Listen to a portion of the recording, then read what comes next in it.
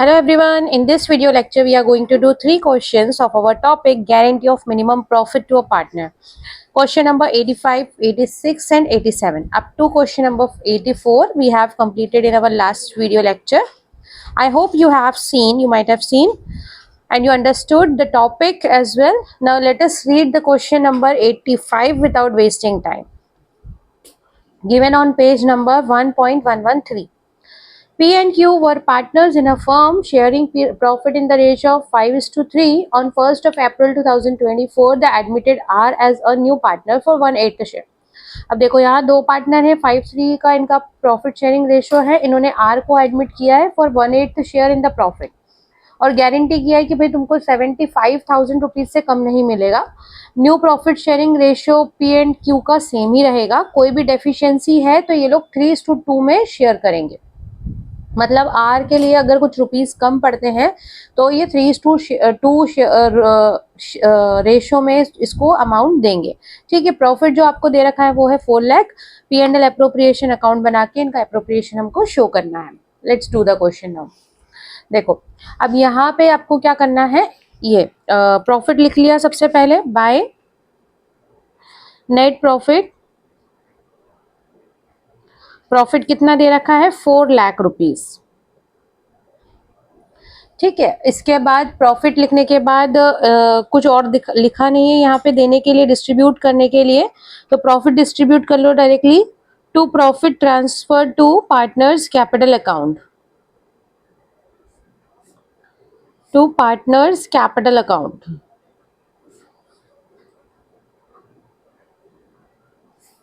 अब प्रॉफिट देंगे इनको, किस किस को प्रॉफिट देना है, P, Q and R.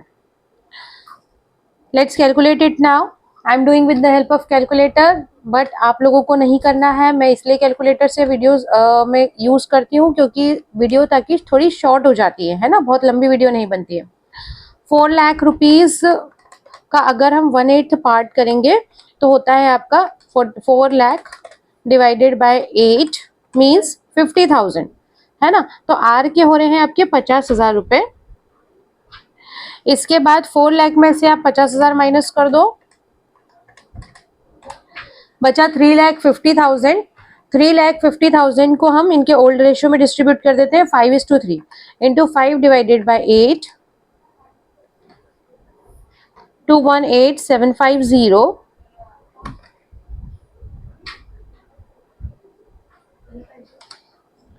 Now 3,50,000 into 3 divided by 8 1,31,250. ठीक है. अब ये हो गया इनका प्रॉफिट. लेकिन आर को हमने प्रॉमिस किया हुआ है, गारंटी दिया हुआ है कि भाई तुमको तो 75,000 रुपीज देंगे, तो इनको 75 दे देते हैं प्लस 25,000 हम कर देते हैं.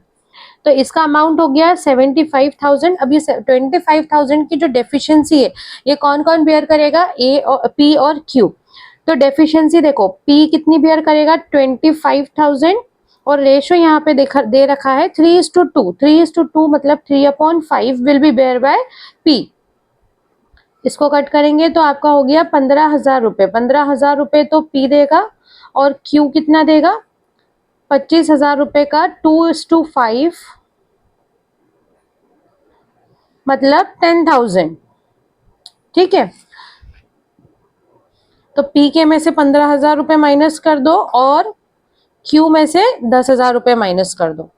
पी का अमाउंट कितना है 2,18,750. इसमें से माइनस कर देते हैं 15,000 रुपए तो इसका अमाउंट बचा 2,03,750. सिमिलरली क्यू का माइनस करेंगे तो क्यू का बचेगा अमाउंट 121,250. ठीक है. यहाँ पे आपका क्वेश्चन नंबर 85 ओवर हो गया है. Now moving towards next question, question number 86. Question number 86, let's read the question first. A and B are in partnership sharing P&L in the ratio of 3:2. They admit C, their manager, as a partner with effect from 1st of April for 1/4 share of profit. ठीक है. अब A और B दोनों partner हैं. C को इन्होंने admit किया है पार्टनरशिप फर्म में. C इनका मैनेजर है, उसको बोला है कि आपको 1/4 शेयर ऑफ प्रॉफिट हम देंगे. C while being manager was receiving salary of rupees 27,000 per annum and commission of 10% of net profit after charging such salary and commission. ठीक है, सी जब मैनेजर हुआ करता था तो उसको सैलरी मिलती थी 27,000 रुपए पूरे साल भर का और कमीशन मिलता था after charging salary and commission 10%. Partnership deed में लिखा है कि any excess amount which C will be entitled to receive as a partner over the amount which would be have been due to him if he continued to be the manager will be borne by A.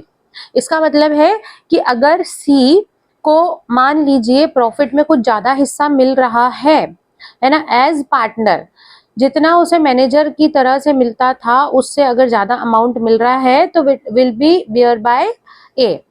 In terms of partnership deed क्या लिखा है इसने, in terms of partnership deed any excess amount which C will be entitled to receive.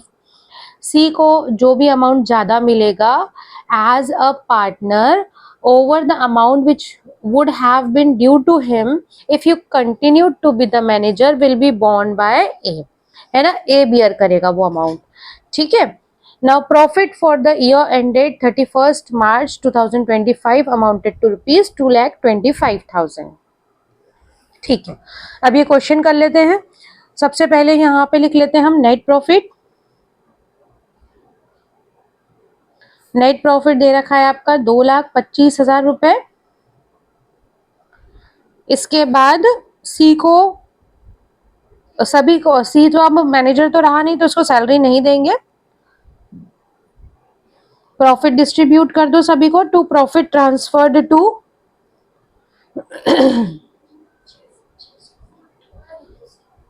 Partners capital account.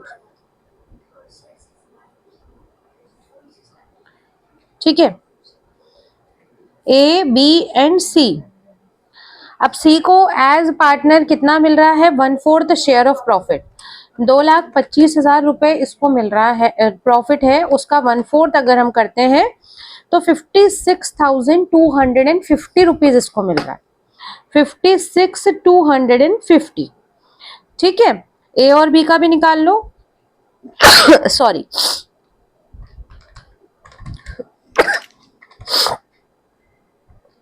$2,25,000 में से 56,250 अगर हम minus कर देते हैं तो रिमेनिंग अमाउंट डिस्ट्रीब्यूट कर देते हैं हम ए और बी में.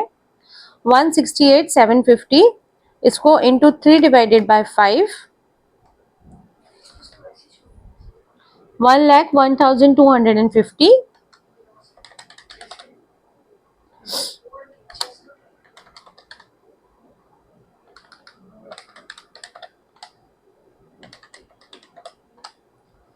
इंटू 2 डिवाइडेड बाय 5, तो इसका हो जा रहा है आपका 67,500. ठीक है, अब इसमें क्या लिखा हुआ है पार्टनरशिप डीड में कि भाई सी को अगर एज मैनेजर से ज्यादा अमाउंट अगर कुछ मिल रहा है तो it will be bear by A. अब हम पहले कैलकुलेट कर लेते हैं कि अगर सी मान लीजिए मैनेजर ही होता तो इसको कितना मिल रहा होता. देखो, सी एज मैनेजर है ना, मैनेजर की तरह से अगर रहता तो उसको कितना अमाउंट मिलता. एक तो 27,000 रुपए तो उसको सैलरी का मिलता, उसके बाद उसको 2,25,000 में से सैलरी माइनस करने के बाद आफ्टर चार्जिंग कमीशन कितना मिल रहा था, 10%. आफ्टर चार्जिंग है तो इंटू 10/110. इन्होंने क्या बोला था, कमीशन कैसे दिया जाएगा, नेट प्रॉफिट में से उसकी सैलरी माइनस करेंगे और कमीशन भी माइनस करेंगे. जब भी ऐसा लिखा हो आफ्टर चार्जिंग तो नीचे 100 में रेट को हम ऐड कर देते हैं. ठीक है, ये पहले भी मैंने कंसेप्ट बताया हुआ है, अगर आपने वीडियोस देखी होंगी तो समझ में आएगा ठीक से.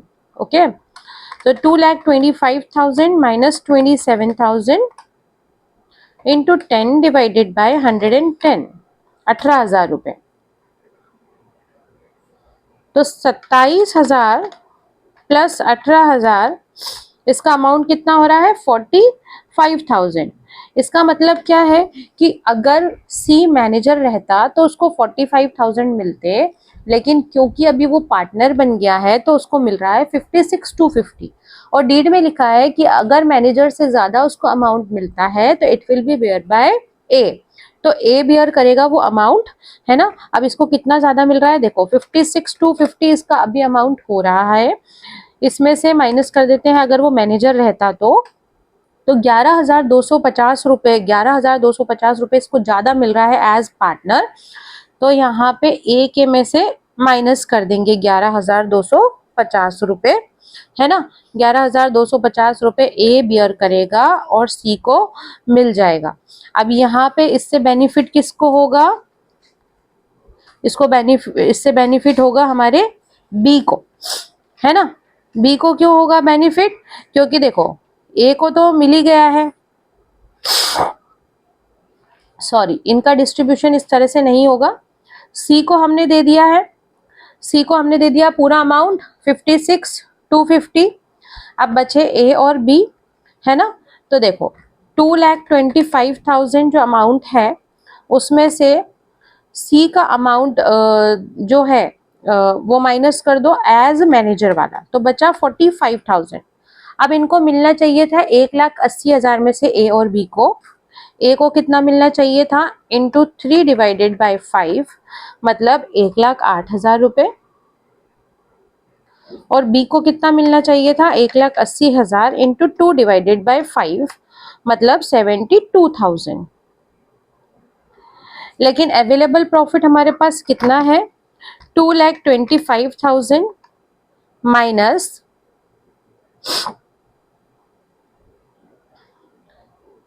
56,250, मतलब अवेलेबल प्रॉफिट हमारे पास जो है सी को अमाउंट ज़्यादा मिल रहा है। सी को अगर 45,000 रुपीज़ मिलता तो इन दोनों को कितना मिलता, 1,08,000 मिलता, और इसको कितना मिलता बी को 72,000 रुपीज़। लेकिन सी को यहाँ पे ज़्यादा मिल रहा है, कितना ज़्यादा मिल रहा है, इसको मिल रहा है 11,250 रुपये ज़्यादा मिल रहा है। देखो 56,250 इसको अभी मिल रहा है, मिलना चाहिए था इसको 45,000, तो 11,250 ज़्यादा मिल रहा है। तो ज़्यादा मिल रहा है तो भाई बियर कौन करेगा, बी बियर नहीं करेगा, बी को तो जितना मिलना चाहिए था वही मिलेगा। बियर कौन करेगा, यहाँ पर ए बियर करेगा, ठीक है।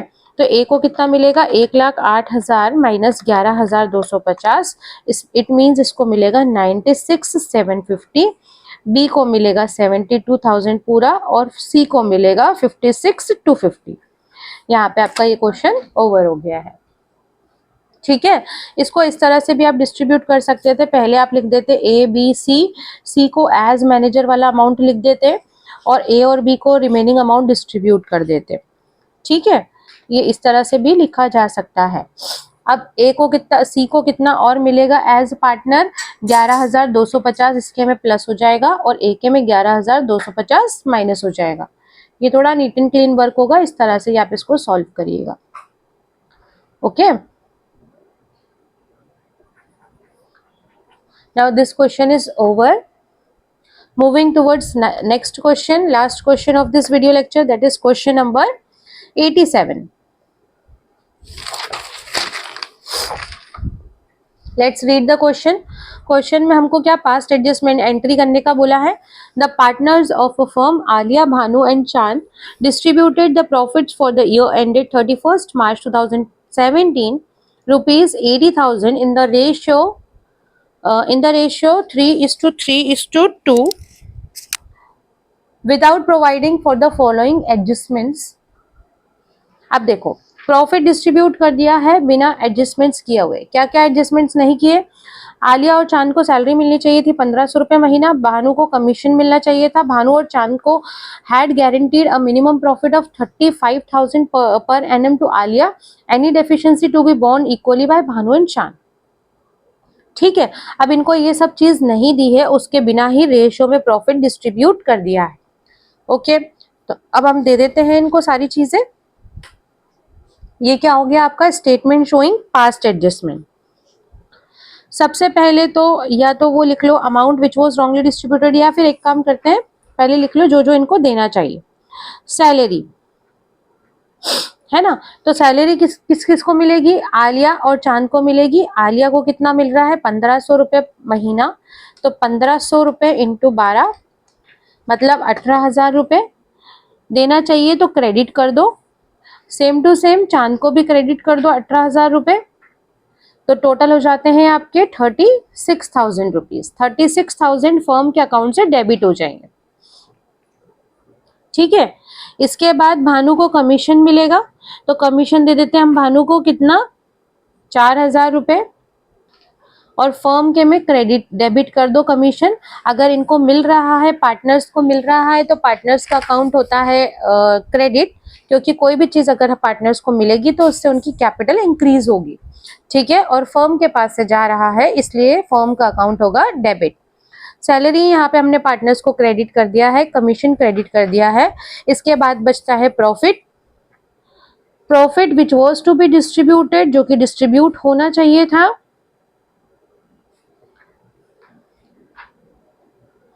अब देखो कितना मिलना चाहिए था इनको प्रॉफिट। टोटल प्रॉफिट था हमारा 80,000।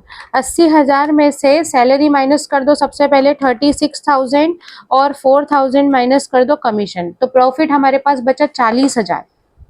पहले हम यहाँ पे डिस्ट्रीब्यूट करके देख लेते हैं।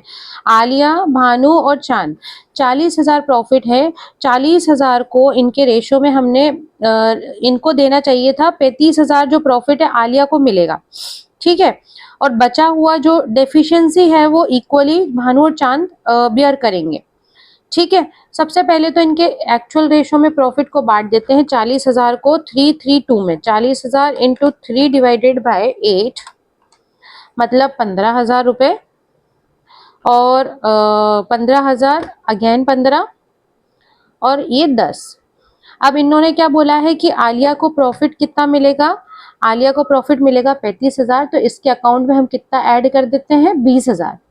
तो टोटल 35,000 तो आलिया को मिल गया, और भानु के में से माइनस करेंगे, दोनों के में आधा आधा माइनस कर देंगे, 10,000 माइनस कर देंगे, आधा आधा। डेफिशिएंसी क्या बोला है इन्होंने, आधी आधी बियर करेंगे। ठीक है, तो भानु को मिल जाएंगे 5,000 रुपए, और चांद को मिल जाएंगे 0, क्योंकि इसको 10,000 ही मिल रहे थे, उसमें से 10,000 इसने आलिया को दे दिए। ठीक है, तो प्रॉफिट जो कि डिस्ट्रीब्यूट होना चाहिए था तीनों के अकाउंट में क्रेडिट कर दो। आलिया को मिलने चाहिए थे 35,000 रुपए, भानु को मिलने चाहिए थे 5,000, और चांद को मिलने चाहिए थे 0, मतलब कि नील। टोटल 40,000 रुपए फर्म के अकाउंट में डेबिट कर दो। ठीक है, अब हमने प्रॉफिट को कैसे बांट दिया है, profit which was wrongly distributed, जो गलती से डिस्ट्रीब्यूट हो गया है, which was wrongly distributed.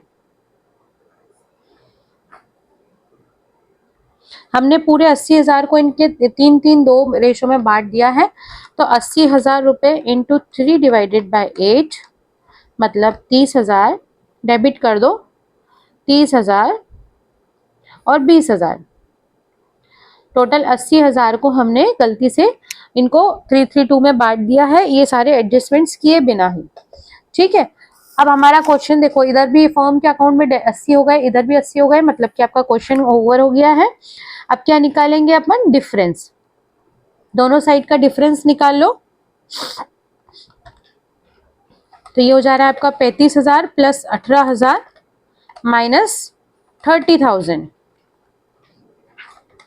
35,000 plus 18,000 minus 30,000, 23,000। किधर कम आ रहा है आपका, डेबिट साइड 23,000 कम आ रहा है, मतलब एंट्री होगी इसकी क्रेडिट में। ठीक है, इधर डिफरेंस देखेंगे तो ये हो रहा है अपना 9,000 और 30,000, 30 माइनस 9 हो जाता है आपका 21,000। क्रेडिट साइड में डिफरेंस आ रहा है, मतलब इसकी एंट्री होगी डेबिट में, और इधर आ रहा है आपका 2,000 का डिफरेंस आ रहा है क्रेडिट साइड, मतलब एंट्री होगी डेबिट में। फर्म का टोटल सेम आ रहा है। ठीक है, देखो इस क्वेश्चन में हमने क्या किया है, सैलरी देना भूल गए थे, दे दी है। कमीशन देना भूल गए थे, वो भी दे दिया है। प्रॉफिट का हमने गारंटी किया था कि जो 40,000 जो रिमेनिंग प्रॉफिट है उसमें से आलिया को मिलेगा 35,000। डेफिशिएंसी दोनों पार्टनर्स इक्वली डिस्ट्रीब्यूट करेंगे, बियर करेंगे, है ना। तो तीनों को पहले एक्चुअल प्रॉफिट बांटा, उसके बाद जितना कम पड़ रहा था आलिया के को देने के लिए, वो भानु और चांद ने दोनों ने इक्वली बेयर किया। ठीक है, उसके अकॉर्डिंग हमने यहाँ पे प्रॉफिट डिस्ट्रीब्यूट कर दिया है। सारी चीजें डिस्ट्रीब्यूट करने के बाद जो गलती हमने की थी, profit which was wrongly distributed, वो उनसे वापस ले लिया है, मतलब उनके अकाउंट में से हमने डेबिट कर दिया है। ठीक है, सभी चीजों का डिफरेंस निकालने के बाद ये आपका आया है। अब डेबिट में क्या क्या आ रहा है, एंट्री में क्या करने का है अपने को, Bhanu's capital account debit, Chand's capital account debit to Alia's capital account, this would be your entry. है ना। एंट्री क्या हो जाएगी, Bhanu's capital account debit, Chand's capital account debit to Alia's capital account. ठीक है, यहाँ पे ये आपका क्वेश्चन ओवर हो गया है। और जनरल एंट्री जब भी हम ये पास्ट एडजस्टमेंट की करते हैं तो इस चीज को ध्यान रखना है कि लास्ट डेट पे होगी 31 मार्च 2017। ये शायद मैंने पहले भी पास्ट एडजस्टमेंट वाले क्वेश्चंस में नहीं बताया है कि जब भी हम लास्ट एंट्री करते हैं एडजस्टमेंट एंट्री तो लास्ट डेट पे ही करते हैं। ओके, भानु के आगे उसका डिफरेंस का अमाउंट लिख लेंगे 21,000 रुपए, चांद के आगे लिख लेंगे 2,000 और आलिया 23,000। ये आपका क्वेश्चन कंप्लीट हो गया है, क्वेश्चन नंबर 87। आई होप कि ये तीनों क्वेश्चन समझ में आए होंगे बच्चों ठीक से। आपको सभी को करके देखने हैं, सिर्फ वीडियो देखने से काम नहीं चलेगा। और अगर वीडियो मेरा पसंद आया है तो please like share subscribe my channel. Okay, thank you, bye bye.